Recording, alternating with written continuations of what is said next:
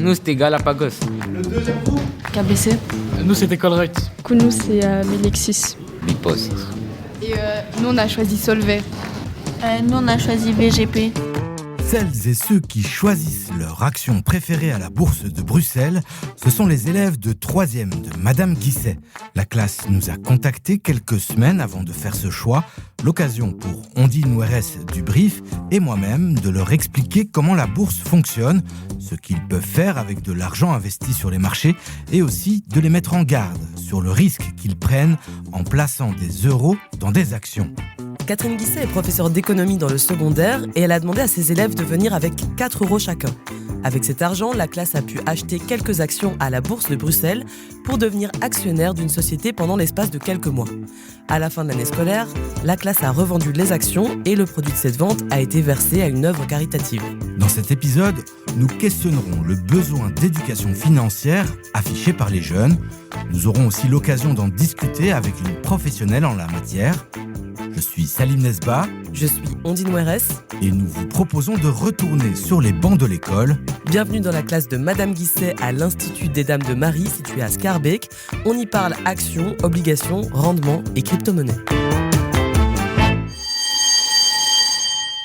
Non, ce n'est pas la sonnerie indiquant la fin de la séance de la Bourse de Bruxelles ou celle de Wall Street, mais celle de l'Institut des Dames de Marie. Bonjour tout le monde. Avec Ondine, on s'y est rendu et on a pris le rôle de professeur pour préparer un petit cours sur les marchés financiers, de sorte à permettre à ses élèves d'acheter quelques actions à la Bourse de Bruxelles. À peu près ce que ça veut dire investir dans une société, acheter une action. À votre avis, qu'est-ce que ça veut dire? Après avoir reçu quelques notions de base sur les marchés financiers, on investit en bourse que de l'argent dont on n'a pas besoin. On s'est focalisé avec les élèves sur la Bourse de Bruxelles. Une poignée d'actions seulement avait une résonance auprès des ados comme Bipost, Proximus ou encore Kinépolis, mais la majeure partie des sociétés cotées à Bruxelles ne disaient rien du tout à la plupart d'entre eux. Aujourd'hui, tout le monde peut acheter des actions sur des applications qui sont super faciles d'accès, mais ça reste de l'argent, il faut se renseigner. Investir, on disait qu'on pouvait gagner, mais on peut aussi perdre. Donc il faut toujours se renseigner sur l'entreprise dans laquelle on veut investir, aussi investir dans des choses dans lesquelles on croit, parce que finalement on mise sur la croissance de l'entreprise, mais ça se trouve elle ne va pas croître, toutes les entreprises ne réussissent pas. Et donc c'est important de toujours se renseigner et de garder en tête que c'est pas un jeu, quoi. C'est notre argent et on investit, c'est pour notre avenir. Et donc voilà, les marchés, il y a le revers de la médaille, on peut gagner, mais on peut aussi perdre, et il faut toujours garder ça en tête. Ils se sont quand même pris au jeu et nous leur avons demandé de bien identifier les secteurs dans lesquels ces entreprises étaient actives. Avec tout ce qui se passe maintenant sur Terre, les guerres, les États-Unis avec Donald Trump au pouvoir, le secteur le plus intéressant pour l'instant ce serait peut-être l'armement. C'est le plus envisageable pour faire des gains. Il y a des questions éthiques aussi. Est-ce que tu vas être fier de gagner beaucoup d'argent et d'être très riche parce qu'en fait tu as investi dans une société qui fait travailler des enfants de ton âge dans des usines où ils ne peuvent pas sortir et voir leur famille? Il y en a qui vont dire oui, il y en a qui vont dire non. Et donc ça va jusque là en fait, les questions qu'on doit se poser quand on investit. Les plus chevronnés ont même pu se lancer dans une brève analyse financière des sociétés en utilisant la documentation disponible sur le site des sociétés cotées et sur les sites spécialisés. Par exemple, je vois une société qui commence à chuter depuis 5 mois.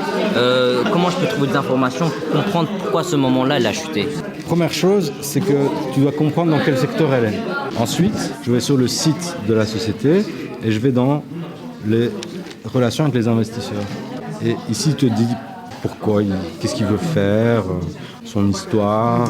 Après tout ça, c'est aussi notre boulot, nous, en tant que journalistes économiques, financiers, de regarder tout ça et d'en écrire des articles pour rendre ça plus intelligible, plus facile à lire, à comprendre. De quoi fasciner la prof, Madame Guisset. Madame Guisset, merci de nous avoir accueillis dans votre classe. Avec plaisir. Alors comment est venue l'idée de parler de bourse à des étudiants qui ont autour de 14 ans ? L'idée elle est venue parce que ça fait partie du programme de cours de parler des revenus en troisième, mais au fond, comment est-ce qu'un ménage gagne de l'argent à travers son travail, mais aussi son capital.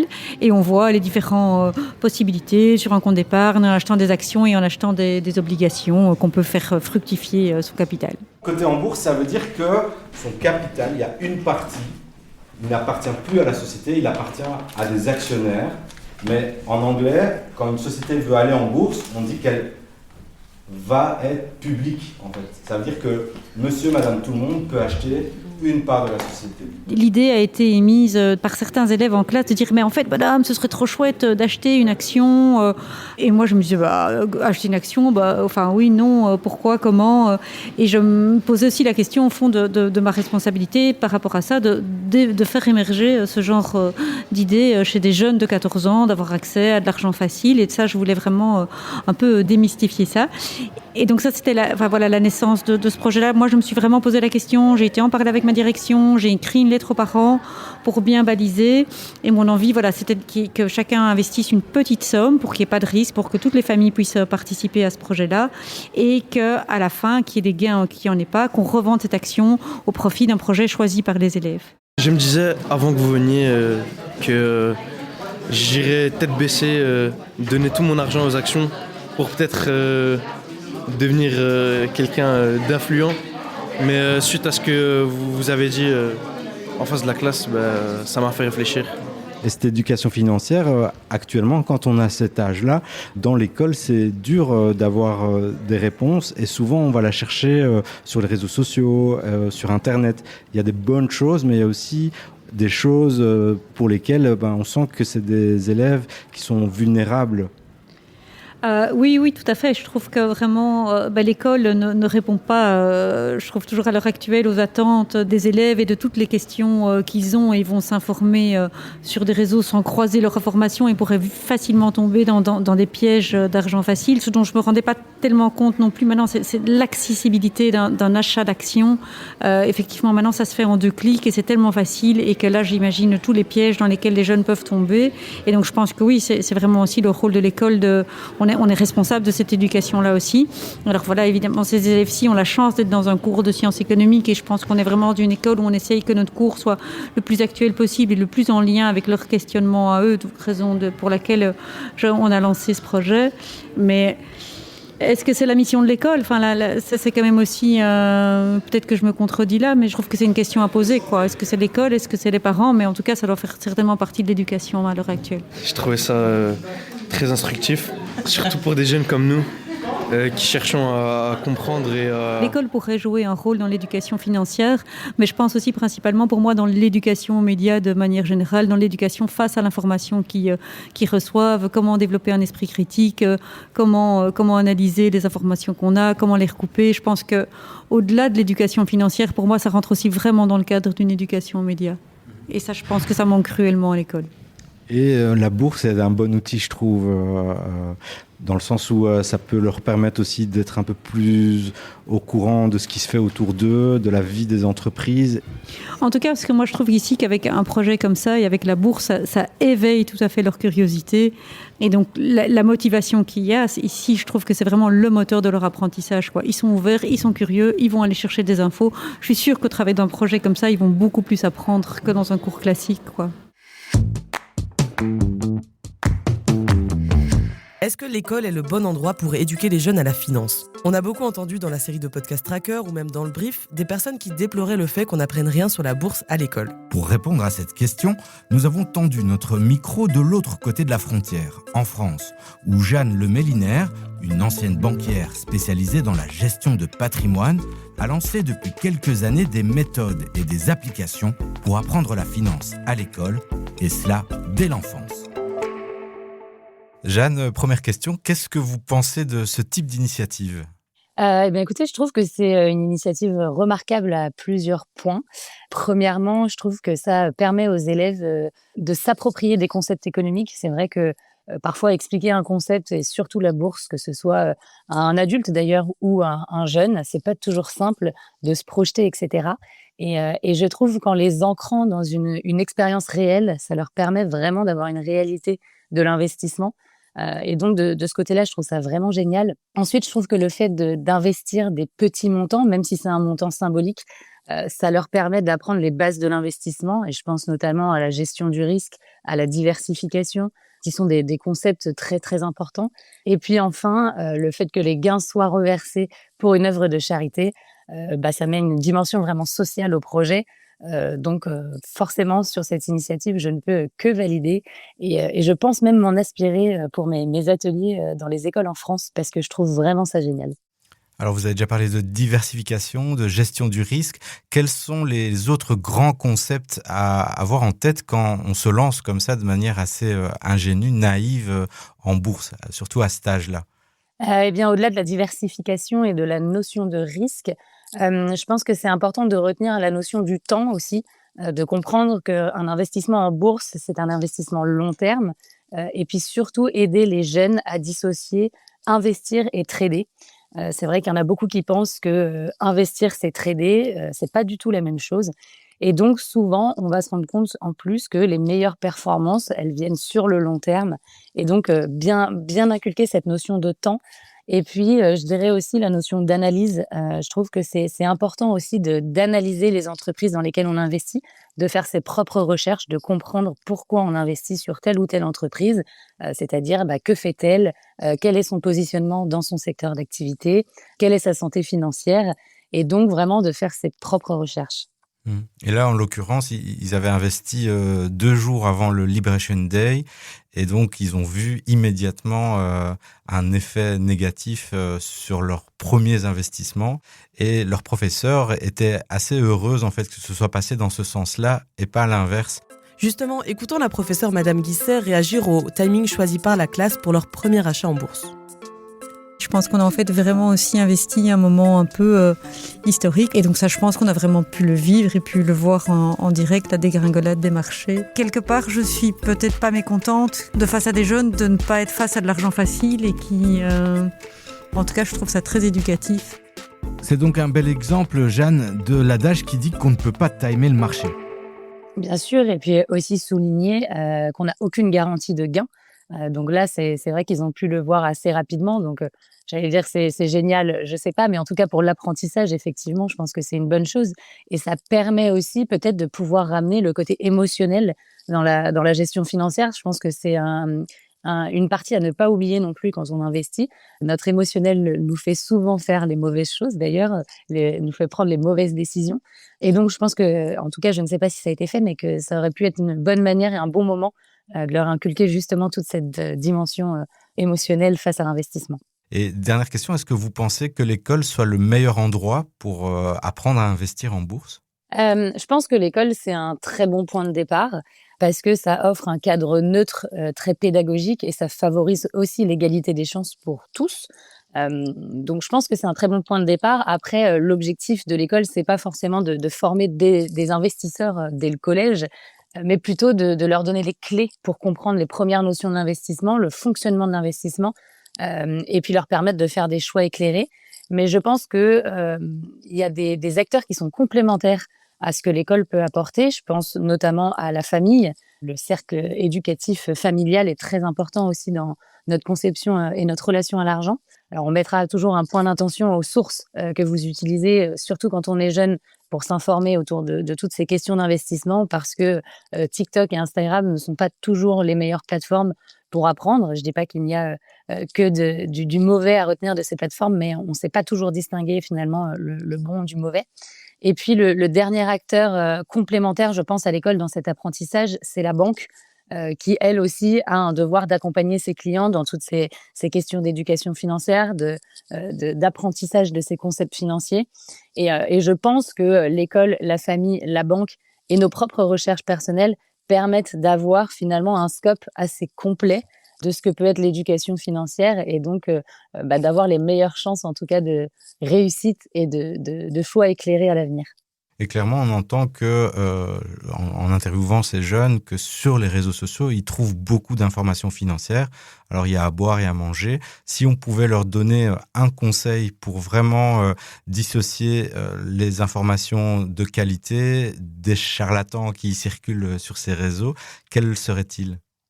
Je pense qu'il y a d'abord vérifier le passé de la personne qui va prendre la parole. parce qu'aujourd'hui, je sais que les jeunes regardent beaucoup la certification des comptes, mais un influenceur qui est certifié n'est pas conseiller financier. Donc pour moi, c'est pas suffisant comme indicateur. Donc je pense que c'est d'abord regarder un petit peu à travers LinkedIn. Aujourd'hui, on a quand même beaucoup de réseaux qui nous permettent de savoir un petit peu le passé de certains créateurs de contenu.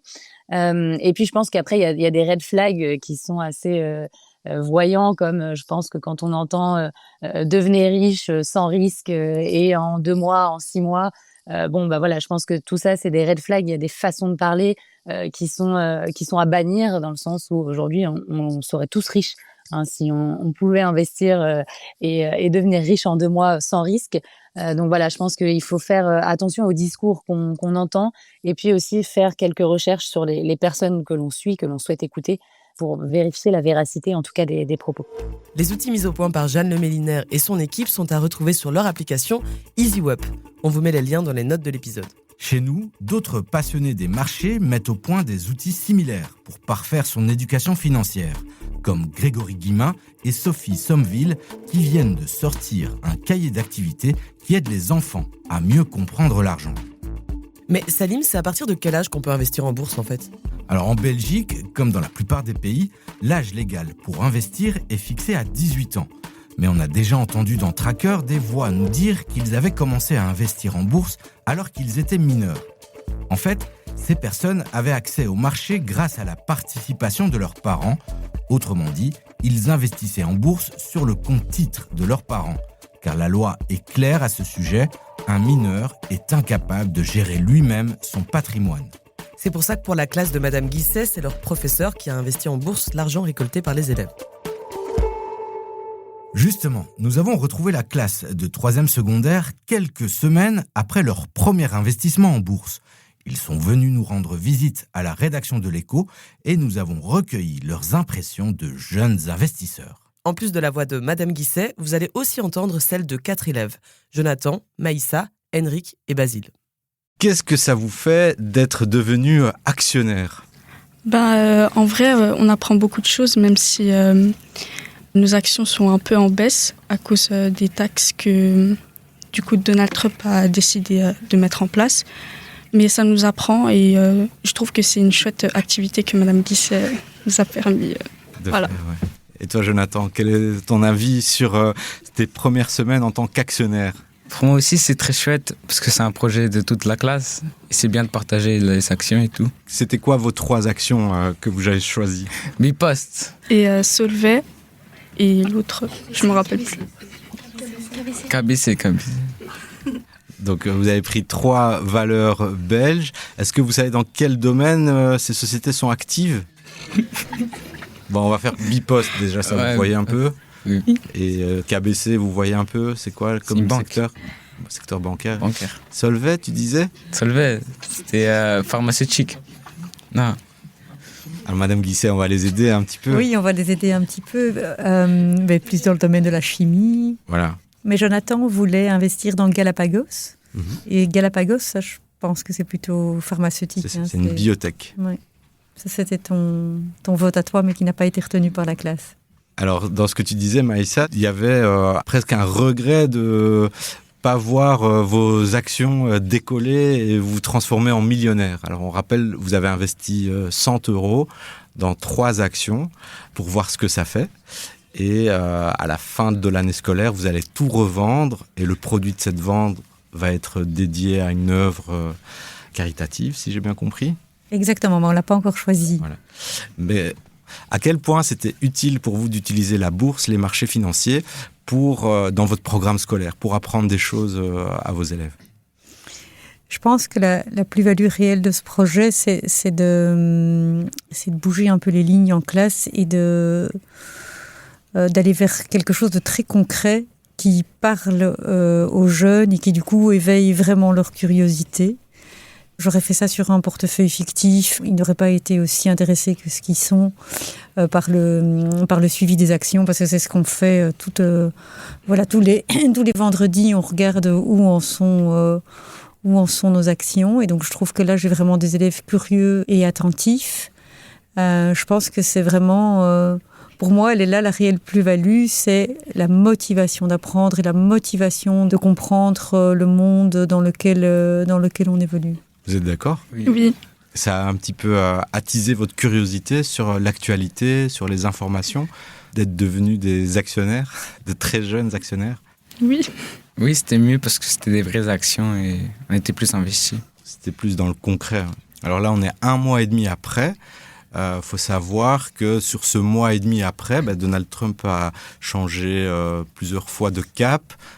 Il y a certaines choses qui n'étaient pas claires qui se sont clarifiées, d'autres qui sont toujours pas claires, mais les marchés ont vraiment fait cette chute et puis ils sont remontés. Et donc plus ou moins maintenant, ils sont revenus à ce niveau où vous avez acheté les actions, donc 2 jours avant le Liberation Day.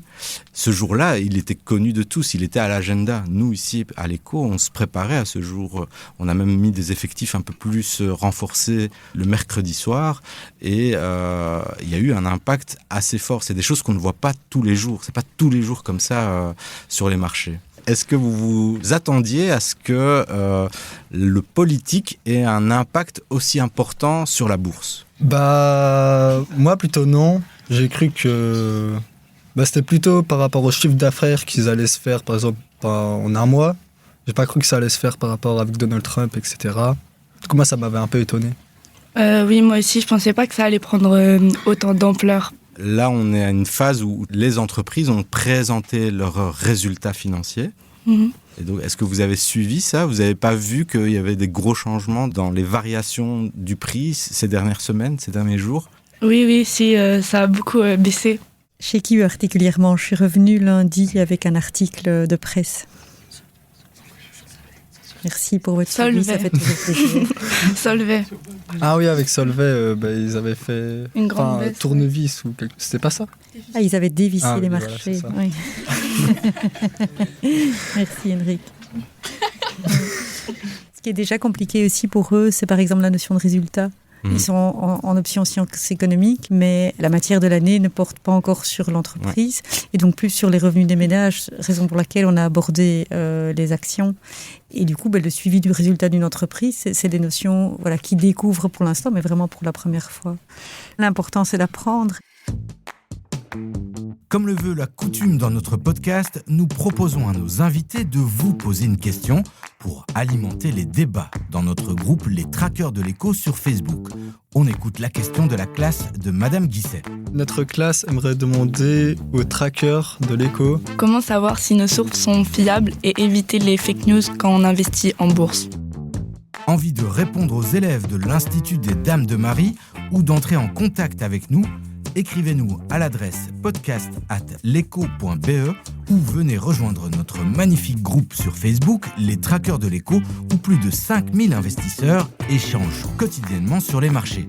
Et puis n'hésitez pas à écouter le podcast Le Brief aussi. Quotidiennement, on vous informe de l'actualité économique et on y parle régulièrement des marchés. Nous, on ne se retrouve pas la semaine prochaine, mais bien après les vacances d'été. Et avant de vous quitter, on tenait à remercier chaleureusement Madame Guisset et les élèves de sa classe de 3e de l'Institut des Dames de Marie.